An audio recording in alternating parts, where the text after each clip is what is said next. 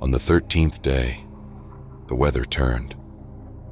We woke to a dense fog blanketing the forest, and though it was barely freezing, a deep chill settled in, clinging to every bone. The silence was different, the usual bird calls absent, leaving only the faint whisper of branches creaking in the unseen wind.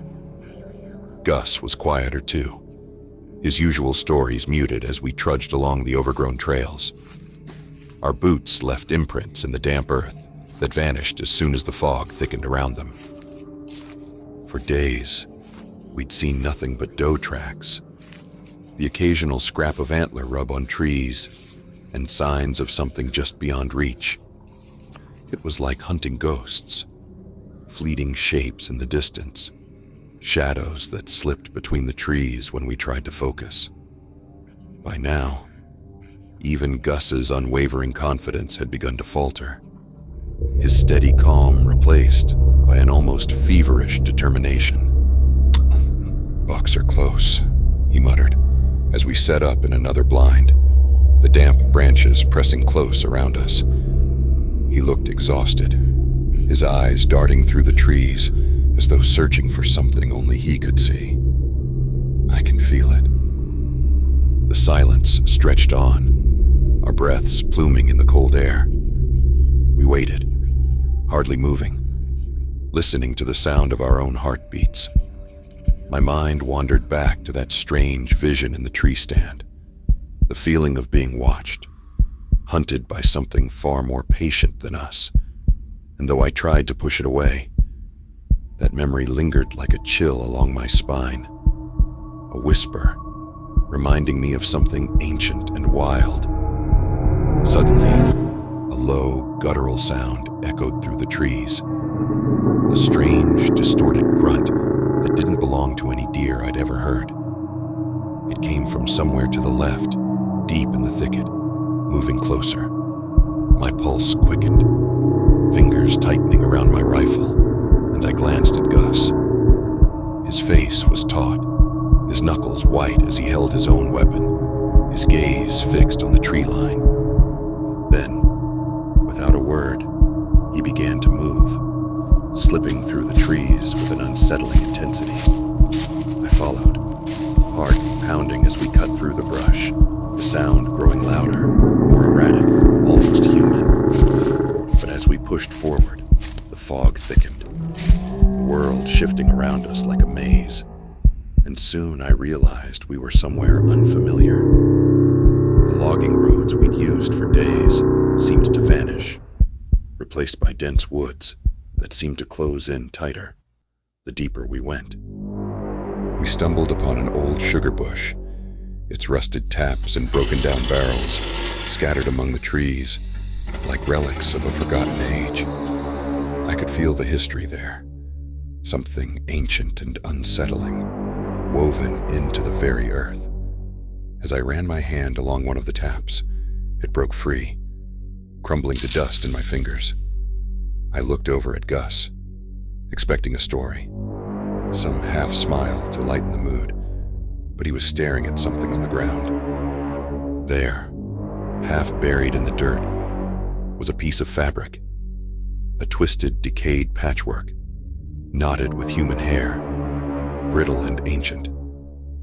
I felt a jolt of recognition, a flicker of a memory I'd tried to forget from my last hike through these woods. This was no ordinary fabric. It was the same strange, cursed object I'd found on the Fundy footpath. As I picked it up, I noticed a small yellow tooth embedded in the weave, a cold shiver creeping up my spine. What is this?" I whispered, looking to Gus, but he didn't answer. His face was pale, his eyes hollow, as though he too recognized it, but refused to acknowledge the memory. "Leave it," he said sharply, his voice barely a whisper. He turned away, moving deeper into the forest without another word, as if some invisible force was guiding him. I hesitated, the weight of the object heavy in my hand. Part of me wanted to toss it, to leave it buried and forgotten. But another part, the part that remembered the fear of that hike, the feeling of being watched, compelled me to slip it into my pocket. We continued, the forest growing darker, more oppressive, the mist thickening until it felt like we were moving through a dream. The trees seemed to twist and warp, the branches reaching out like skeletal hands, grasping at us as we pushed forward. I could hear Gus muttering under his breath, his steps unsteady, his eyes flicking to every shadow, as though expecting something to leap out. Then, just ahead, through a break in the trees, I saw it. A dark, crumbling cabin, half hidden in the fog. The same A-frame we'd seen days before, though something felt different, off. It sat at an odd angle, one corner sinking into the ground, the wood warped and splintered. I could have sworn we'd walked miles away from this place, yet here it was again, like it had been waiting. As we approached, I noticed a movement in the cabin's broken window, a shadow slipping back, vanishing as soon as I focused. I glanced at Gus, and for a moment, he looked like he wanted to turn back, to leave the cabin and all its memories behind. But then he squared his shoulders, his grip tightening on his rifle, and stepped inside. The air inside was thick with the scent of rot, and the floorboards groaned underfoot. Strange markings were carved into the walls, symbols I didn't recognize, some primal language etched in the wood by hands long gone. As we searched, a deep, guttural sound echoed from somewhere close. Another distorted grunt, louder this time, almost inhuman. My blood ran cold, the sound resonating in my chest like a heartbeat, each beat heavier than the last. Then, in the dim light, I saw it again, a figure moving through the trees outside, tall and broad, its antlers brushing against the branches as it moved. It was watching us, its dark eyes gleaming with a strange intelligence, something predatory and ancient. I didn't dare speak. My breath caught in my throat as I glanced at Gus, hoping he hadn't seen it. But he had. His face was ashen, his hands shaking as he raised his rifle, his eyes locked on the figure. For a moment it looked almost human. A tall man, wearing the head of a stag, his body shadowed and blurred by the mist. Then it slipped back into the trees, disappearing like a ghost. We didn't speak as we left the cabin, moving back through the woods with an urgency I hadn't felt before. The fog was thicker now, the trees pressing closer, and every so often I'd glance over my shoulder, half expecting to see that figure trailing us. I could feel its presence, a dark shadow just beyond sight, watching, waiting. As we reached the edge of the clearing, I turned to Gus, my voice barely a whisper. What was that thing? He didn't answer, his eyes distant, unfocused. But as we walked, he finally spoke, his voice low and strained. There are things in these woods, he murmured, almost to himself. Old things, things that watch, that wait, and sometimes they follow. I shivered, the weight of his words settling over me like the fog, thick and suffocating.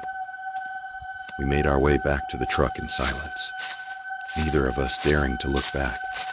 But as we climbed inside, and I glanced one last time at the forest, I caught a glimpse of something moving among the trees, a pair of dark eyes staring back at me, a twisted, antlered shadow blending into the woods.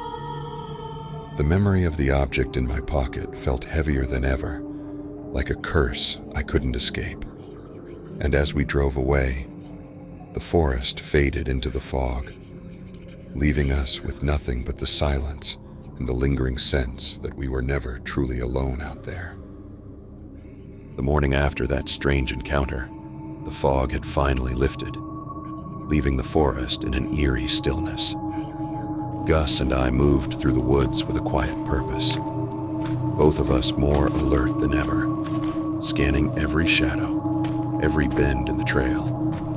And then, in a patch of morning light filtering through the trees, we saw him, the biggest buck I'd ever laid eyes on, standing regal and unmoving, his antlers branching out like the trees themselves.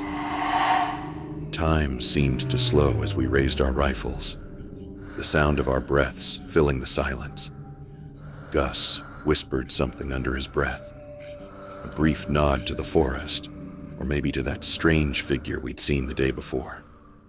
Then, we took our shots. The buck fell without a struggle, and as we approached, I felt a strange sense of reverence, almost like we'd been granted a gift, or perhaps a warning.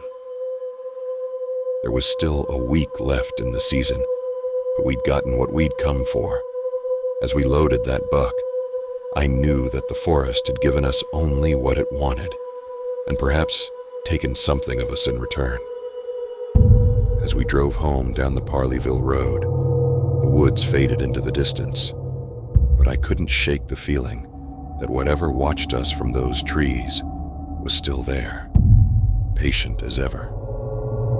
I knew that when next season came, we'd be back, ready to face whatever was waiting.